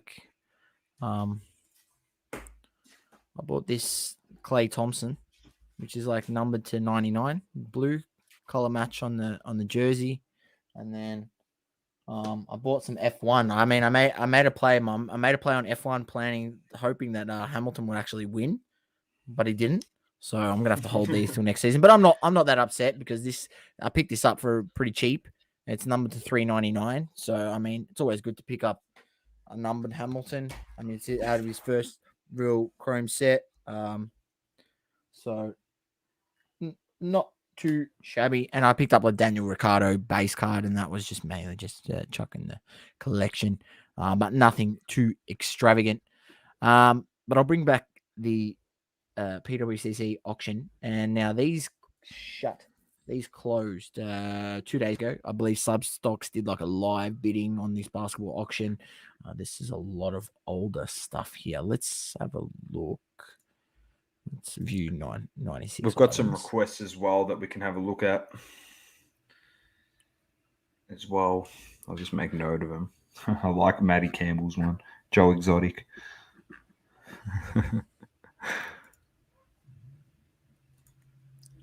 Right, let's go high to low. Have a look. Here we go. All right. So Jordan rookie sold for 60K. BGS 95. 9.5, 60K. We had this one. This is let's have a look at that. The Michael Jordan Flea Ultra Platinum Medallion. I don't know if that's numbered. I don't think it's numbered. But I tell you what, 29,000, if you don't mind. Michael Jordan Auto, 22K. You had a Kevin Durant Topps Chrome Refractor, 19,500. Had an SGC 9, 21,000 of Pete Michael Jordan rookie. That is Pete Maravich. It's sick. I see. Pete That's Maravich. actually sick, man. PSA 10. I mean, to get a PSA 10 in, and that's in a new slab. So to get a PSA 10 in a card from 1971, that's unreal. That's 50-year-old card. Quite a few Jordans in here. We've got a awesome, exquisite Magic Johnson, number 75, 2003 exquisite. LeBron Auto, 15K, 2003 LeBron Rookie Auto SP. So not too bad. 1977 Topps Basketball, Kareem Abdul-Jabbar. PSA 10, not even his rookie. There's another Pete Maravich there as well, man. That's so sick. Nice card. Here we go. This is a nice card. 2003 Topps Chrome X-Fractor. Number to 220 Kobe. Some big cards here. Some big cards. There's heaps of Pete Maraviches. Jesus. Yeah, this is obviously a couple of Pete Maravich collectors out there. Here we go. We got the man himself, Topps Chrome, Stefan Curry, BGS 9. It's number to 9. $199. It keeps going down and down. There we go. We got a LeBron PSA 10 Topps Chrome sold for $11,500. What would you rather? The Luka 9.5 Fast Break Gold number to 10, or the LeBron? I'd price, honestly, auto. I'd probably take the Luka Yeah, gold to 10. because Probably it's the not- auto. not It's wrong. a 10 on the auto too. Yeah, that's Is true. that got a sticker? Has that got an NBA sticker on it? Yeah, it has an NBA gold sticker. Oh fuck, that's elite. It's an NBA gold special, mate. Ho, an NBA special. We're grading the Cherry, slab. what's doing? What's happening? We're grading the slab. We're grading the slab, the card that's Oh. been slabbed already. We're grading the slab, not the card. We're grading the slab. I love it. What else we got down there? Kobe, that's nice. Nice. There we it's go. Look at raw, that Kobe, very flawless, nice. momentous, Sick, number man. to 10. Oh, you beauty. That's so sick. That's a beauty. Oh, it's a ripper, man. 2 of 10. So some big sales now. Oh, there we go. That's a beauty. $10,000. That's just authentic. That's not even graded, Domo. That's just Yeah, no, authenticated. yeah. And it's sold for $10K. And that's that's numbered to $499. That's the Skybox EX 2000. Everyone's probably familiar with the green version, but this is the numbered version, which is numbered to $499. Cherry will definitely selling be at for the hobby big- hangout, man. We can't wait. Selling for Good some to see big ya. money. We're going to be doing some roaming content there. So we'll come around to your stall, have a chat to yourself. Probably, is that you, Charlie, behind there? I don't know if the big G-man's coming down. I know he's going to be at the Mint Yeah. Collective. Doing Say some big things there. Stargazing rookie patch auto number to 25. Stefan Curry. Pretty cool. Sold for $10K. PSA 10. There we go. Adam People paying said big that was money the for Curry. Adam said that was the bloke who completed the Kobe set, all 10 of those cards.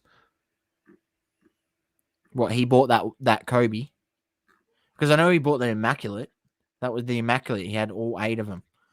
Pretty crazy, if you ask me. Global says let's talk about Zion. I don't think he really wants to play for the Pels. That's exactly what we think. Not convinced about this shit about his weight. I'm not either, to be honest. Yeah, quite a few nice cards. Now let's Oh, Cherry. Charlie and G on the panel, and Dale, Tabby, and Blake on the booth at Hobby Hangout. The big G-man on the panel. Charlie, you're going to be leading that discussion, mate. Let's be honest. You know we never give credit to Grayson at all. He loves it. He just goes, these two idiots. Everyone we interviewed him, we're giving him shit. Adam said, yeah, he's got the whole set now. That's unbelievable on that Kobe. Yeah, That's the insane. Spinatron. It's got an unreal. If you just ever want to drool over cardboard, just go to Oh, Spinatron man. on Instagram. We should get him on. Spinatron. We should get Spinatron on. We've actually had brief communication with him, but he'd probably come on if we asked him. He's a lovely guy. Lovely guy. You give us time. We hope. These are just. I just went to like the low end on that, and now I'm just scrolling through to see Scotty all the the cards Pippin. that sold. Yeah, like I The mean, real all these goat. went for $10. I don't know if anyone wants to buy these base cards, but like, I mean, yeah, I don't really know. Tony's Pizza, Michael Jordan, interesting. Love it, Sauce. Speaking of low end, love it. Type in Zion Select Sauce. You know we have to try this. You know we have to try it on the PWCC marketplace. Surely not. Surely not, because we are about to go. We are about to go into Saucy's watch list. Look, do we think that's not crazy? What the fuck is this shit? This is the $20, best. $21, best. $22, $27 for a PSA 9, Oh, I love $23. People are like cashing out their Zions for peanuts. 135 there. What was that for? Like this is crazy. Like this is crazy right now. Like a silver PSA 9 concourse for Yeah, he's ready. 135. That is a good question, Adam. Bit of a plug for Cherry on here tonight as well. When is the 24-hour stream with Lakers?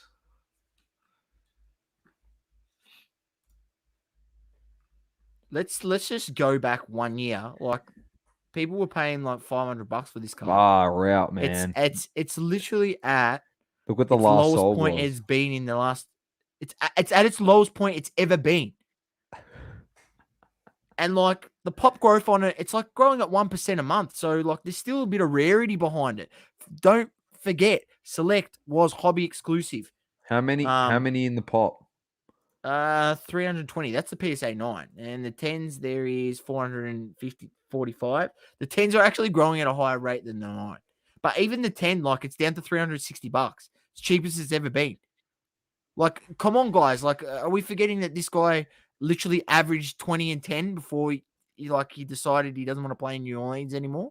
He won't play this year global. I genuinely don't think he'll play. But the shit I throw against the wall sticks a bit better in every other front, just not F1. I just don't think he's going to play. I think he just wants out. Trae Young. I can't wait to bring up your watch list source. It's going to be so funny. Some of the cards. I went past Sources yesterday. I knocked on his door, and before he proceeded to open the door, I heard this almighty yell in his house. I'm not joking. He just yelled out, "What?" So loud, and he opened the door. I'm like, "Everything all right, bro?" He's like, "Have you seen the price of this shit?" That's literally. And not for anything. He did then show me a Brandon Clark PSA 10. I think that went for $5. I said, "Are you surprised?" He's a dud. No, bro. $1.25. $1.25. I go, "Are you surprised?" I go, "That should have been 99 cents." That's what I said to him. I go, "He's a dud." I go, "Coasters are going cheap now on eBay." Oh, wow. Trey's balling out global. So, yeah, 100%. We chat about that at the top of the show, just about his stats. Yeah, that's what I'm just looking at this. I mean, like, come on, man. Like, this is a Select Concourse Silver Trae Young BGS 9.5, $200. Matty said he may do a Curry fitness-wise and come back better with a year's rest. I think, yeah, better with a year's rest, Matty, probably to a different team, I reckon. Adam said Zion is going to pull a Ben Simmons. Wouldn't surprise me. Genuinely would not surprise me. His dad's like full on, I think, about it. And his family. They just don't want him playing in New Orleans anymore. And it's just a mess. Absolute mess. Yeah. So, couple cards there. Feel free to jump into that auction. Have a look what sold, selling. That seems cheap to me. 300. That mosaic sauce. Go up, up, up, up. The first card there. yep. PSA 10 as well. Yeah, it's green mosaic. It's pretty good. All right, sauce. Let's get up your watch list because it's just going to continue on from pretty much. And there's going to be a saucy smoky in here because there's a card that Saucy's given multiple times, and now it's just it. Yeah, it's just ridiculous. So we'll go through. Now I've been watching some one-on-one auctions because I like to go. That's Cam Reddish, but I've been watching. You'll see some one-on-one of the new rookies. That's just for me to scope. You know, if it's worth it to buy into a break, which based off the recent prices that I've been seeing, those RPAs and a rookie auto selling out of that product, it's not worth it at all. And I'll point out why in a second. I mean, look no further. You've hit the number 3. You've hit the number 3 in pick in the draft, and it's numbered to 25, and it's only going to get you $285 return. And based off the recent box prices, it's saying that each card in there is $750 a card because they're about $1,500 a box, US. So, yeah, in my opinion, it's not really a good buy. I like one-on-one, but to buy into breaks, to buy boxes, just doesn't make sense. Let's get to some of those bad boy sauce that you saw ending, and you were just in disbelief with some of Like, I them. mean, even this ending, like, this is an RJ Barrett pink, hyper pink. It's a variant. I mean, it's a PSA 9. It was at $20. No one even bid it on it. It's pretty crazy. You know, we know how much the Prism Silvers have been hit, but this SGA, when he was playing well leading into the bubble, I mean, it was like $400. Now it's $51. Pretty crazy. Did you have a I Manny understand it's Pacquiao Prism glove based. in there? Yeah, I did have Manny Pacquiao. Yeah, glove in there. Matty's onto it, mate. I should have bid it on it. There was Where another was it? one that Source was looking at that sold for absolutely nothing. Who Yeah, it was was it? Tyson Fury. There's Manny Sold for Pacquiao one. Did it I sell wasn't for sure it was $100? I wasn't sure if it was an authentic or not. Like, I don't know. Like, it said it was verified by Team Pacquiao, but like it didn't seem legit. So I don't know. I mean, you got the ego. It's not really a bad play. I mean, $55 for a Pacquiao signed glove, one of the greatest ever. You know, look at this LeBron Jam Masters insert. People want to talk about inserts. I think it's one of the best inserts of last year. And you know, PSA 10 now gone for $100. They were once like about $300. You know, you got Brandon Ingram PSA 10 optic hollow. I gave this as a smokey a while back, and I think it was like $250 or $300 at the time when I thought it was probably still a good buy, and it's even dropped even further. And you know, that's a hollow, and the pop on that is really, really low, and it's not growing like super fast. So even with the backlog clearing out at PSA, it's not really going to increase it a hell of a ton. So there was some crazy pricing on the Brandon Ingrams. Here's another one-on-one Cole Anthony. You know, you're pulling Cole Anthony. He's a hot player at the moment. It's numbered to 99. Still only netting 320 returns. So, you know, the way I'm looking at one-on-one, it's Anthony Edwards, LaMelo Ball, or bust. You know, you pretty much don't hit any of them. You're pretty much not making back the value of what the card is worth unless you're hitting an absolute banger. But, you know, we're talking even number to 25, Patrick Williams, so didn't sell for that much. PSA 10, LeBron Green version, 42, Global 35. said it's funny because people go on about investing in silvers and hollows because they are more safe and they're dropping all over the place. Well, a few interesting things were said to us in a DM last night. Obviously, we had someone that we've made connection with in the hobby, a friend of ours, was over in the States recently. I don't know if you're following what's happening over there. The inflation rates have grown by almost 7%. The economy is absolutely struggling over there. And if it gets really, really, really bad, there could be potential that, unfortunately, we'd hate to see it, yeah, but people might have to part with their collections just to make ends meet. Some people. So they could be selling slabs at an all-time low like that. Yeah, like how low are we getting here? Like this is a you know, BGS How much does it 9.5. How much does it cost? How much does it cost to freaking grade a BGS source?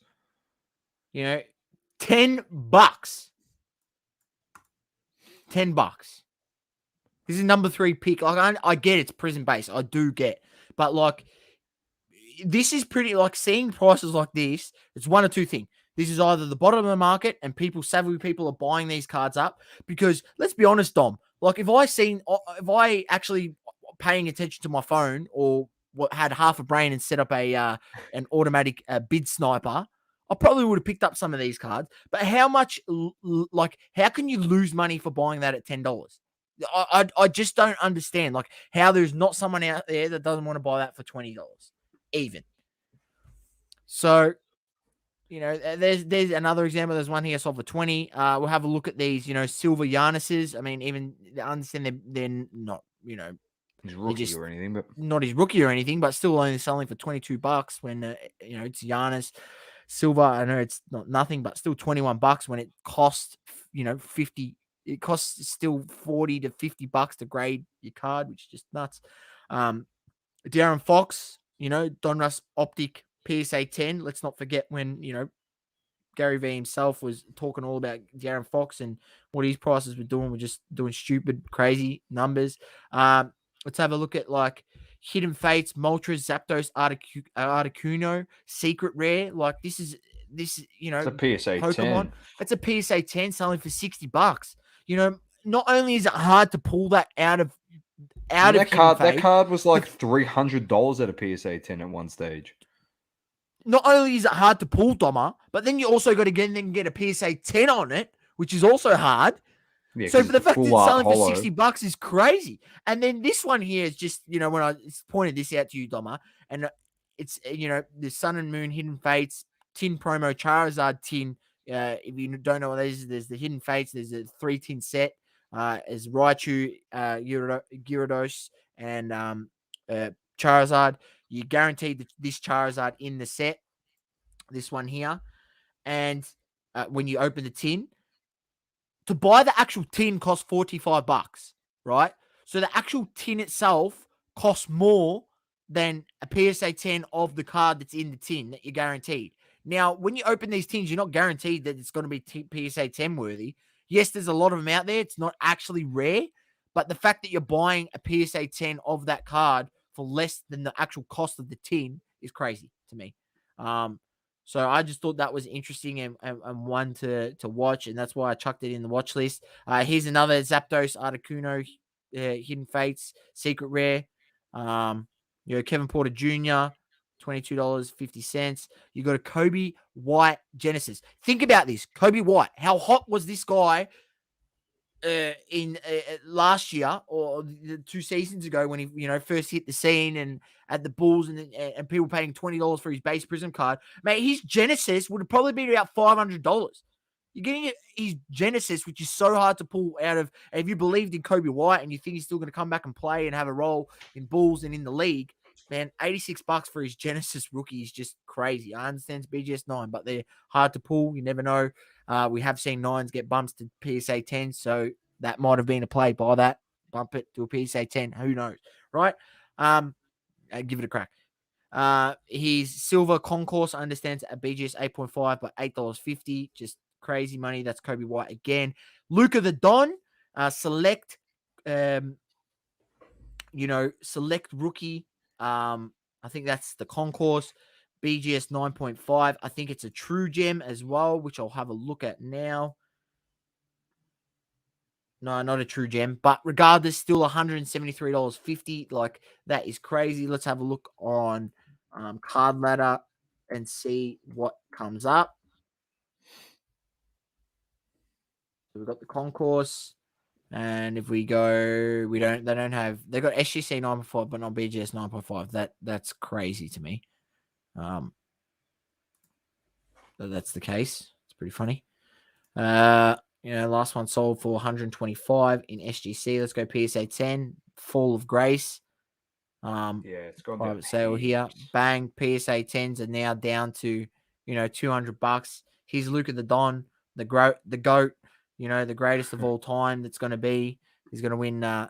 He's going to win 7 championships, more than Michael Jordan, apparently, based off his card prices and how early into his career he is. But pretty crazy drop off. And that's all coming. But there's one card in particular. So I know there's a few Zions that were crazy. They're just gone down ridiculous, and a lot of people just off of him. But there's one card in particular that's pretty much going to be like your saucy smokey again, and that is a LeBron James card.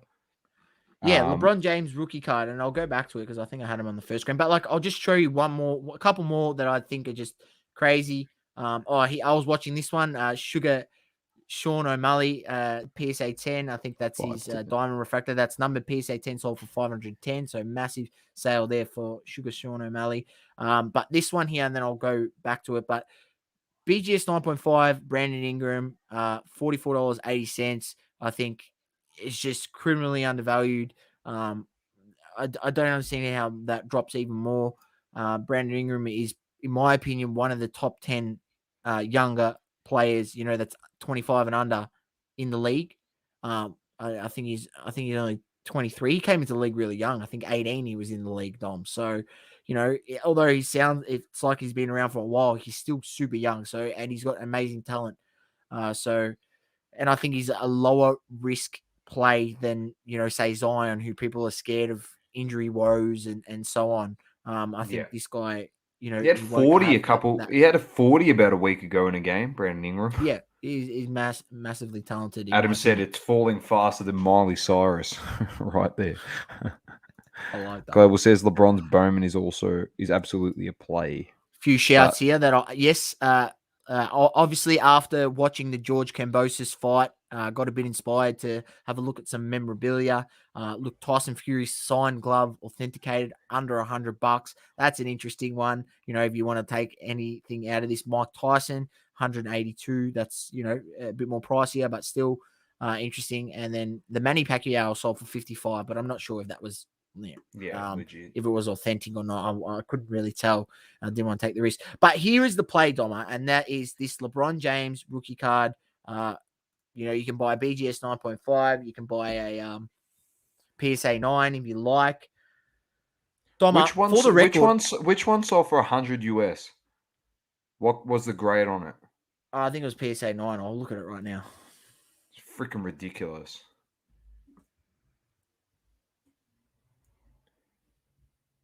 Rookie exclusives. And if you look at PSA 9, there was one that sold for not quite 100, 125. I think there might have been a BGS 9.5 that might have sold for 100. No, not quite. Something that sold for 100. Maybe it was a BGS 9. I remember seeing it and was like, what the hell? Yeah, BGS 9, 121. But this is the Smokey. I've given this before. I think this is like ridiculously. I don't even know. Like, I understand there's quite a few of them on the pop. The BGS pop doesn't seem to be growing because no one's sending them there. PSA pop's probably growing. Let's have a look. Yeah, PSA pop's growing at 1.46%. I mean, the card itself isn't actually rare, but in a sense, it is, because if you compare it with like some of the print of these days, I mean, it sort of is, considering there's only 1,100 on the pop and it's growing at 1.46% a month. So, you know, that will go up a little bit. But PSA 10s haven't dropped as much. I mean, still considerably, but not as much. You do go back a year, they have dropped a shitload. So if you want to have a look at that, that's pretty crazy. It's at a 1 year low. It's at a 1 year low, this card on a PSA 10. A 1 year low. Last time it was around this price. Last sold $565 was around the 9th of the 5th, 2020. 9th of the 5th, 2020. That was around when it was this price last. Like, obviously, you know, if you go back, there was, you know, a few sales of 550, but that's a bit of an anomaly, and then it bumped up over the 700s, but now it's back down. But in my opinion, I think the BGS 9.5 is the top value. For the record, there is me, $305. I have this card. I bought it at $305, and I thought it was a good purchase. Am I a lemon for not selling it up here? Yes, I am a lemon. That is what you should do. But I was just going to put it away in my collection, and I didn't think it would come back down to this point. I really didn't think it would get back down, but it's now lower than what I purchased it at, and I'm nearly tempted to buy another one at 200. So then it ends up being that 300 plus 200 ends up being 500. Then I'm in the card at 250, and if one goes up to 500, I'll sell it. Then I'm in the card for free.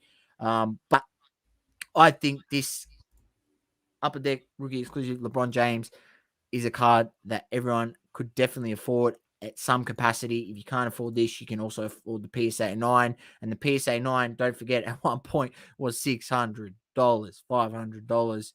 Crazy. PSA 9 is growing at nearly 4%.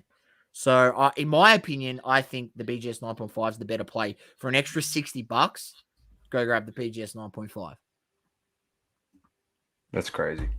All right, Saucy. Very nicely done. Bit interesting there. Maybe just type in, if you get some free time on eBay, PSA slabs of some rookie cards, of some modern players, even some vintage cards. And if they're down, they're down. If you need a market tool to help with your pricing, you got 130 Point, you got Cardladder. Do your research. You can probably find some absolute bargains. If you're a Knicks fan, you like RJ Barry, you could pick up his card for literally $10. So on that note, Sauce, it's been double coverage. Keep living, loving, and breathing sport. I'm Dom with the Great Man Sauce. Thank you to everyone for tuning in. Thank you very much. Peace. Thank you for tuning in. Please don't forget to leave a review on the Apple Podcasting app Also, follow us on socials, Instagram, Facebook, Twitter, and TikTok. Talking all sports, double curve.